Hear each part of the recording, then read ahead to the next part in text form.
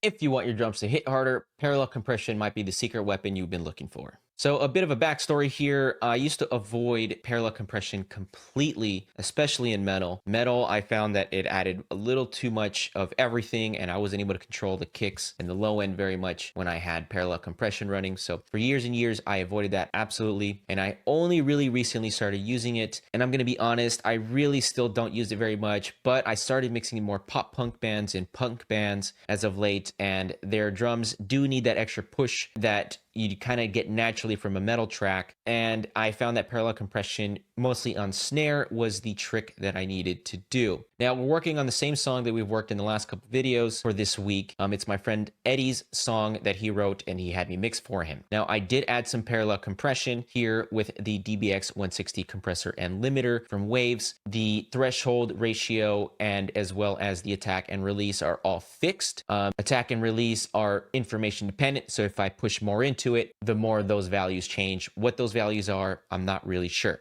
So if you guys don't know what parallel compression is, it's basically a technique where you have a separate signal of the same source heavily compressed with a compressor, and then you just slowly blend that in until you go ahead and get a bit more punch out of the signal. In this case, that would be our drums. So how to create this is that you're going to create a send to a separate track, which I have here, and then you're going to compress it extremely heavily. You're going to slowly blend that in with the fader with the original signal, and then you have the option to EQ if you need a little bit extra out of that parallel compression track. So let me go ahead and demonstrate to you that in real time. I'm going to go ahead and solo my snare, and I'm going to slowly bring that in until I hear that it's adding a bit of extra punch.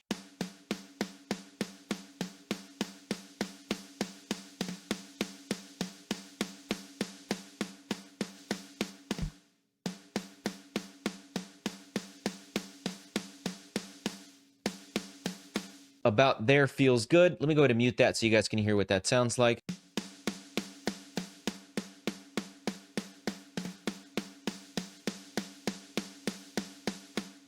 Way more punchy, a lot more body, and a lot more in your face. That's exactly what I'm looking for. And you guys may be thinking something that I thought when I first started was, wouldn't that add extra volume? Technically it does, but if you find the right balance, you won't be able to clip your meters if you do it with a very delicate hand. You need a velvet glove here. You don't want to push this too hard into your compression or your master bus, because then you will be peaking. As long as you start hearing that extra bit of punch from the snare, you should be safe. So as usual, we're going to go ahead and A/B this in the mix. I'm going to mute it, and then I'm going to unmute it, and pay attention to the snare when it's muted and unmuted for that extra punch and lack thereof when it's running.